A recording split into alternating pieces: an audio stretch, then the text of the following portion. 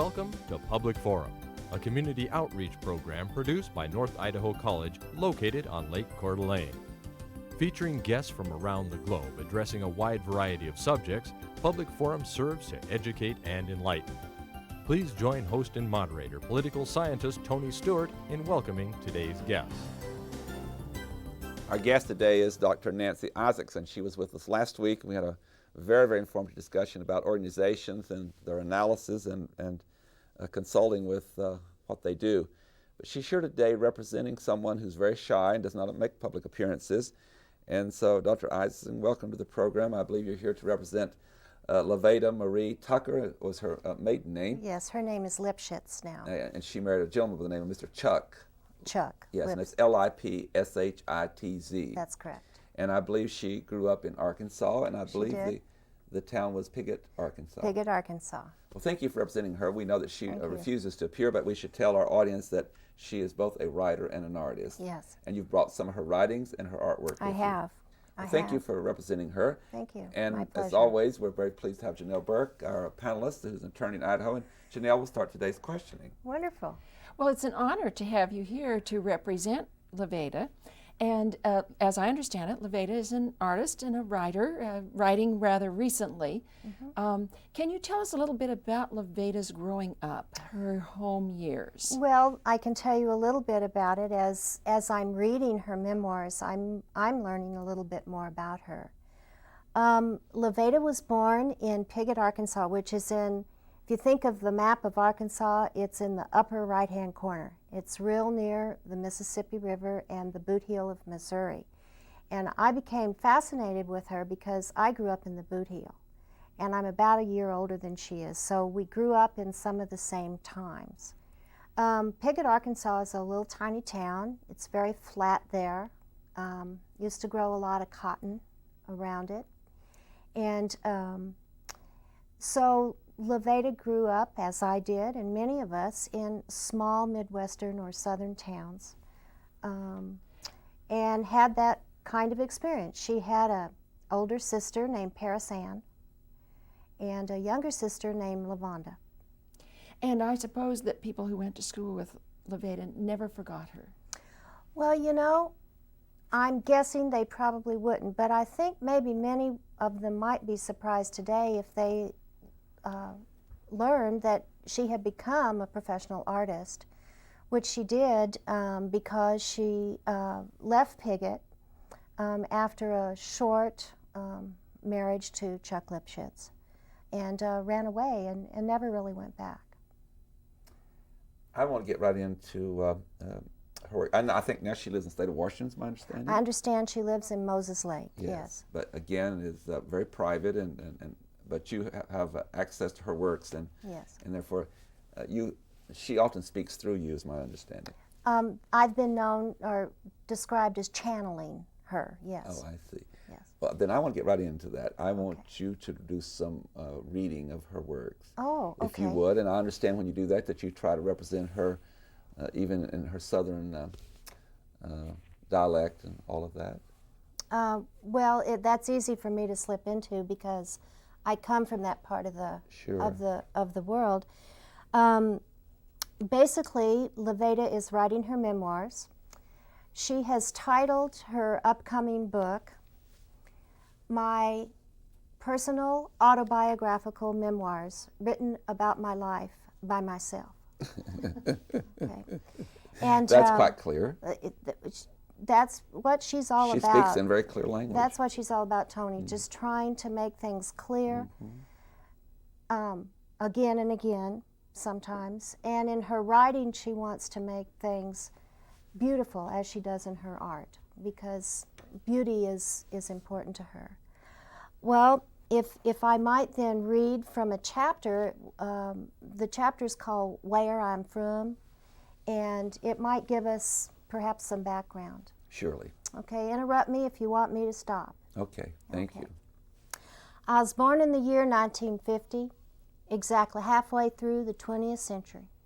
My mama's name was Harleen Farmer, and my daddy's name was Roy Lee Tucker. I say was, even though they're both alive today, because most of what I'm writing is in the past tense. My parents were married after the war when my daddy came back from the Army and met my mother in Memphis at a USO event. It was love at first sight. My mother, Harleen, had a little girl named Paris Ann already, and my father fell in love with her too. They moved back to Piggott, Arkansas, where my mother was from, and my daddy got a job selling and fixing refrigerators at the A1 appliance store.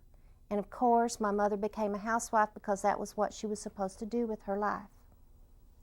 I was born a couple years later when Paris Ann was 7, and 2.5 years after me, along came my little sister, LaVonda. LaVonda was still a baby when my parents got a divorce. Even though I hadn't even started school yet, it was a relief to me when my daddy left. Not that I didn't love him, which I did, but even though you're little, you can tell when grown-ups aren't happy, which my parents hadn't been for a long time. They'd be yelling and screaming at each other all the time, and when my daddy was gone, my mother would cry a lot. She wouldn't tell me why she was crying, but I knew it had something to do with my daddy. And when my mama was gone, which wasn't often, my daddy'd say things to me like, LaVeda, do not grow up to be like your mama. She isn't a well woman. And LaVeda, don't never take your unhappiness out on members of your family. And he'd say things like that to me. So even though I missed my daddy when he left, we were all a lot happier. Probably even he was too. So I grew up in a family of females. There was Mama, Paris Ann, me, and LaVonda. There's a lot of good things and also a lot of bad things about a person could say about growing up in a household of females.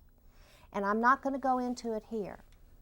It just was the way it was. We didn't have a lot of money, and Mama worked all the time as a clerk down at the Piggly Wiggly. Later on, when I grew up and there was all this big deal about whether or not women should work outside the home or not, it was a mystery to me because my mama always did, and we didn't know any different. I don't really have much to say about my childhood. It wasn't all that bad like some people's. Growing up in Piggott, Arkansas wasn't very exciting to me after a while, and I felt guilty thinking that away. A couple of times I remember I said something to someone about Piggott being a boring place to live, and the reaction wasn't very favorable, so I learned to keep my mouth shut about that topic. I remember one time when I was in 7th grade and me and my friends were on a Saturday bowling league. I was just there bowling like always, but this one time it was my turn to bowl. I was standing there holding the bowling ball, and I heard the country music playing over the loudspeaker, and I thought to myself in my own head, I hate country music. I hate bowling. Why am I here? I thought there must be something wrong with me for thinking about it because nobody else seemed to have those thoughts. Because Mama called Northern Arkansas God's country. I'll stop there. Well, thank you. That was just most Certainly. interesting. She's just very interesting with her words. I want to get you to react. I don't know if she's ever taught you about this or not, but I have some reviews of her work, and one of them's from Gun Rack Magazine, I believe it's called, and it says, I don't get it. It's awful. My Aunt Betty could do it. And This is about her art. this now, her not artwork, and not we're her going writing. to get to that in a moment. But you know, there's another one from Teen Zine, I believe it is, and it says, LaVeda is awesome. You go, girl. So there's mixed reactions to her, very much. but mostly it's her art now because her writings are not yet circulating in public that much. Well, she hasn't gotten a publisher yet. Yes. But I have one more question on her writings, and then we'll go to Janelle, and we'll get back and look at some of her art that you have brought, that she's Yes. consented to have on the program. correct. But, and I'm not asking you to read another long one, but you shared with me earlier a conversation between LaVeda and her mother, and I was quite taken back because her mother said about her, to her, that you're ugly, but that someday you may be beautiful. Yes. And how did that affect LaVeda? Well, she was very hurt. Of course, actually her mother didn't come out and say she was ugly. Her mother said, LaVeda, you'll be pretty someday. Suggesting that she was Suggesting. And so LaVeda went and looked in the mirror. She was 10 years old at the time this traumatic event happened, and looked in the mirror and thought, well, I think Mother's right. And that's when she decided she'd wear makeup to junior high school to try to be more beautiful. Thank you for that story. Janelle Burke. Did LaVeda have many adventures with boys in her early youth? Janelle, I don't think so. But I get the feeling she did as a woman. So it was a little bit later. Yes. Was that a time when she was also beginning to learn about her art? And how did that happen? How did she get interested in art and find that she had a talent for that? My understanding is that LaVeda found herself through her art when she got betrayed by a man. And she learned that she was okay on her own and that there were parts to her that were important to express, and she didn't need to live her life through a man. And that's how she found that she could really be an artist. I think before we go much further, we should see some of this lovely art that LaVeda Well, Janelle, has. I think you're right, and the camera hasn't shown it yet, but maybe we should start with this piece here. This lovely piece? Yes. Well, I'll hold the name right here. How's that? Yeah, that's fine. Okay, this is this piece was in a year 2000 exhibit of LaVeda's work at Gonzaga University. We're getting a nice close-up of it right here now. Oh, wonderful. Does it show the frogs that light up Yes, in the dark? it does, that they're right up there on the top. Right, okay. You have the signage for this that hung by it in the exhibit, if you'd like to read it, Janelle. Yes, it's although art critics universally applaud her anti-minimalist style, Lipschitz is not without her disparagers. The renowned Martha Stewart of Kmart fame is said to have contemplated Lipschitz's work. Bowling ball with feathers and frogs that light up in the dark. Yes. And Martha Stewart commented, "It's not a good thing." Ah, yes. Well, But it's got many colors, and it does. it's interesting. Feathers. A little. She likes feathers. Feathers all the way around, and feathers in many different colors. Yes. Yes. It's a three-dimensional piece. I as you see. can Maybe I can get another close-up of it here, and we talk a little bit more about it. So it's three-dimensional, and has LaVeda talked to you more about, in addition to what we've already said about the purpose of it, its message? I don't question LaVeda's purposes. Okay. That's not your role. It is not my role. It is my role to try to show and cultivate in others as much as possible an appreciation for her unique way of representing beauty in the world. Okay. Now the next piece that we have is a very large one that's next to your right there, and if you should share with the audience what this particular one is, and again the camera will come in on it. How's this?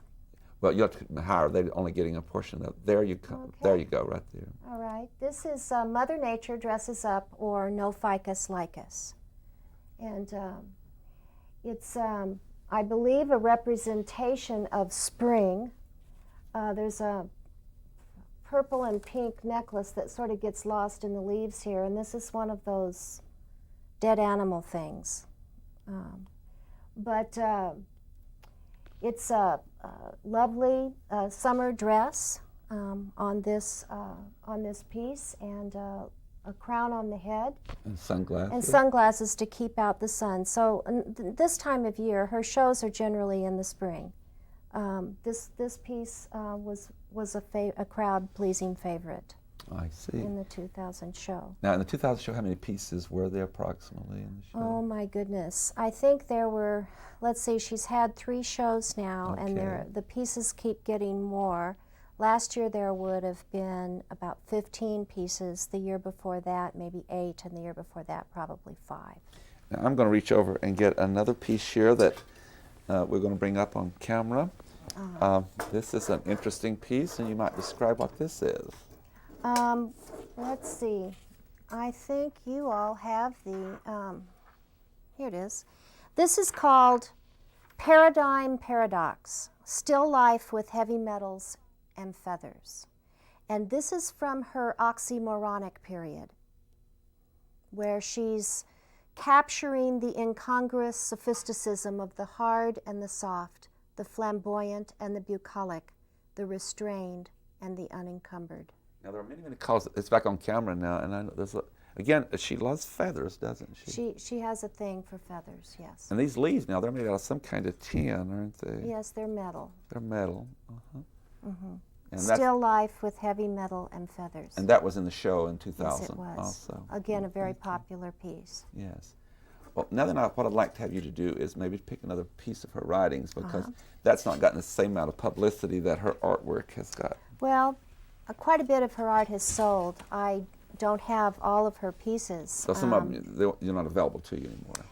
That's correct. I have a chapter here, which is a family story. Yes, would you share that with us? Very good. Okay, it's called Little Sisters in Colored Water. My little sister's name is LaVeda Sue Tucker. She's 2.5 years younger than me, and most of my life I have viewed her as the royal pain in the you-know-what. Of course, that really wasn't LaVeda's fault. I guess it's hard to be the littlest, I know, because I was younger than Paris Ann my whole life, and I know that she thought I was a pain too. Paris Ann was my mother Harlene's first child, and she didn't have a daddy, at least that's what we were all told. My mother has never really ever told me the story of how Paris Ann came to be, but Paris Ann said that she knows, and I guess that's the important part. I adored Paris Ann. She was 7 years old when I was born, and she considered me her little doll. She would dress me up in fancy clothes and push me around in a baby carriage. Later, when she was in high school, I was just in 2nd or 3rd grade, and I'd follow her and her friends around. And they would get very sick of me, and one time Paris Ann said, "Scram, you little bitch." And my mother heard her and sent her friends home and grounded her for the rest of the weekend. Of course, Paris Ann blamed me for being a pest and getting her in trouble. Well, when I was 15 and LaVeda was 12, she'd follow me and my friends around, and I'd get upset with her just like Paris Ann had gotten upset with me before, but I never called her a name because I remember what had happened to Paris Ann. One time when I was 5 and she was 2, she bit me on the butt, and I have a scar there to this day. In a funny way, being in the middle made me feel closer to both my sisters because I could relate to how they both felt. I knew how LaVeda felt trying to follow me around, and I knew how Paris Ann felt wanting me to get lost. Of course, at the time all this stuff was happening, I was just thinking to myself, but later on when I thought about it, I could put a few things together and see the bigger picture. Back when LaVeda and Paris Ann and me were growing up in Arkansas, we still had a lot of racial discrimination. There were separate swimming pools, separate schools, separate bathrooms, and separate water fountains for white and black people. Of course, they weren't called black people then or African Americans like they are today. They were called colored people or Negroes. A lot of them lived near Piggott and picked cotton and worked on farms and cleaned people's houses. If I'd have known then what I know now about racism and prejudice and civil rights, my life back then would have been very different, I'm sure. But I didn't know anything back in the 1950s. Things just were the way they were, that's all I knew. Nobody asked questions or raised issues about those things until later in my life, and when I asked questions about anything, I was lucky to get out of the house without my butt being hit. Anyway, when LaVeda was just a little kid, about 4 or 5 years old, she kept saying she wanted some colored water. She cried and cried when we'd make her drink from the white water fountains in the town. She said she was tired of white water and wanted to drink some colored water. No matter how much explaining we would do to that little girl, it didn't matter. That little girl wanted colored water to drink. Years later, the colored water story get told every once in a while about LaVeda, and she'd get this little cutest ever look on her face because she wasn't really as embarrassed as she was delighted to be the center of attention, which I understand because of how much I like being the center of attention when Paris Ann would dress me up and stuff like that. Well, one time when we'd all grown up, it was a Thanksgiving dinner, and a lot of people were there sitting around my mother's dining room table. I was married to Chuck at the time, but he'd gone home to his mama's house for the holiday. And someone told the colored water story again. By that time, Chuck had taught me a lot about civil rights in this country, and when I heard that story again, I heard it different than I'd ever heard it before. And I said, that story can mean a lot of different things besides just how cute LaVeda was back then. No one said anything. They just looked at me funny. I mean, imagine how just a few years ago we actually thought that white and black people should be separate, I said. We didn't see anything wrong with 2 drinking fountains side by side on the street downtown Piggott. We thought that there should be separate schools. Those things changed completely in just 15 years. I wonder how we changed as well, and what will be different 15 years from now that we can't even imagine. Don't y'all think that's just something? I guess so, LaVeda, said my mother. Would anyone like any more mashed potatoes? I liked the story better when it was just about me, said LaVonda. Why do you have to go and make such a big deal about things? Why are you trying to take away my story? I'm not trying to take away your damn story, I told her. Watch your mouth in this house, young lady, said my mother, with more interest than she'd paid to the whole point I was trying to make earlier. I'm just trying to get people to see things in a bigger way, I said, but I was beginning to get mad inside. And I'm kind of ashamed to tell you this truth. So I've got to say that when I get mad, it just grows and grows until it takes over my whole self. Sometimes my anger gets so big that all I can do with it is just cry, which of course makes me even madder at myself than I am at anything or anyone else at that moment, and that's exactly what happened then. I began to yell at my family. The problem with all of you is that you can't see anything any other way than the way you've always seen it, I screamed. You don't even care if there are other interpretations. You are stuck in a huge mental rut and you don't even know it, and I hate being a member of this family. I can't stand how shallow you all are. And I started to cry, which made me mad at myself because really more than anything I wanted to be poised at that moment and cool and grown up. And so I got up and walked out of the house and got in my Ford Falcon and drove home. And that became known in our family as the Thanksgiving that LaVeda ruined for everyone from that time on. As you read this works of LaVeda, and Dr. Isaacson is someone who can interpret, I know you're cautious about doing that, but do you think in her story about her roots in the South and the language she uses, and again, you, as you've indicated, as someone yourself who grew up in the South, that you can use the accent and so forth, is she trying through these stories to send a message about some social and political issues? I think that LaVeda is very complex, and I think that she is trying to tell a story about growing up in one life and learning that that wasn't the only life there was, and trying to do it through telling her memories of life in the northern South in the 1950s and 60s. Then moving out of the South and living in the Northwest?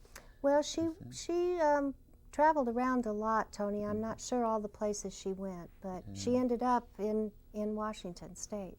In addition to her writings, that's more recent, is she also doing something similar in her artwork? That is, she's telling a story there too? Yes, she's done a lot of ecological pieces.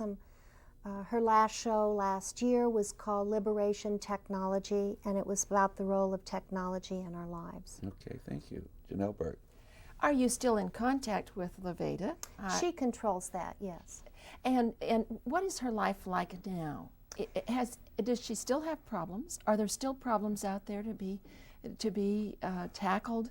Are they still going on? Are things still happening out there? You know, I think it's safe to say, even though LaVeda is a lot more cloistered now and spends a lot of time in her studio, both writing and working on her art, that she's very aware of social causes. I understood that after September 11th, she was working on some pieces that had to do with that tragedy and trying to send messages that trauma can happen to people everywhere in the world. And so I do believe that she is very aware of some of these social problems. And again, she has her own lens that's, and her own voice, as you can tell, that describes the things that were important to her. And I think for a while she didn't think they were important to anyone else. And a part of her coming of age as an artist and a writer is her seeing that maybe she has something to offer to the rest of us. I know she's enriched my life quite a bit. It seems to me that LaVeda is not necessarily grammatically correct, but that she's very charming.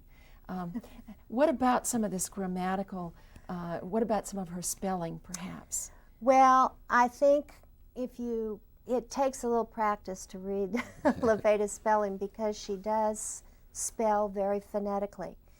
But I don't know where you all grew up and went to school, but in southeast Missouri, where I went to school in the 1950s, we were taught to read phonetically. So LaVeda might have done very well, actually, in being able to read until she figured out that the English language really doesn't follow its own phonetical rules very well. And she may very well have stayed with what worked for her. So she might spell one like W-U-N. We're almost out of time again, but the time has been going so fast on both of these programs this last 2 weeks. But does she, you think, consider maybe even another dimension in which she might communicate? No, she's got her writing and she's got her artwork. Does she indicate to you that there's anything else that she might do? That, well, obviously, she's not been willing to do public speaking. That would be another medium in which to deliver her message. Well, she hasn't told me that, and I don't know that she's particularly musical, athletic, or able to dance, for example. But she is full of surprises, Tony.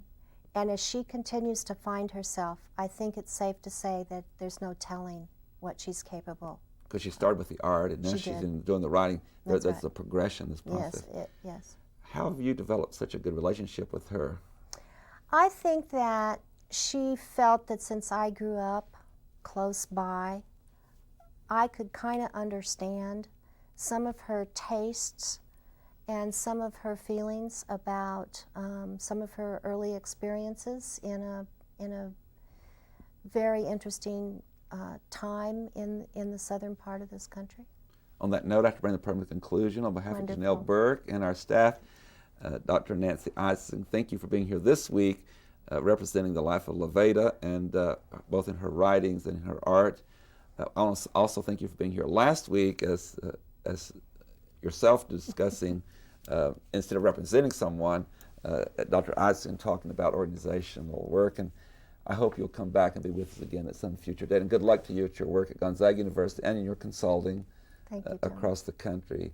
You're a very, very special person. Thank you for being with us. My pleasure. Ladies and gentlemen, we've so enjoyed bringing our program to you today with Dr. Nancy Isaacson, representing someone by the name of LaVeda, who was from the South. And I hope you've enjoyed our program and that you'll be with us again next week at the same time. Until then, please have a good week. I am Tony Stewart. Recorded on the campus of North Idaho College, Public Forum is the longest-running entirely college-produced program on PBS. Each episode is pre-recorded live and is an educational outreach from North Idaho College. Please join us again at this same time next week for another edition of Public Forum on this public television station.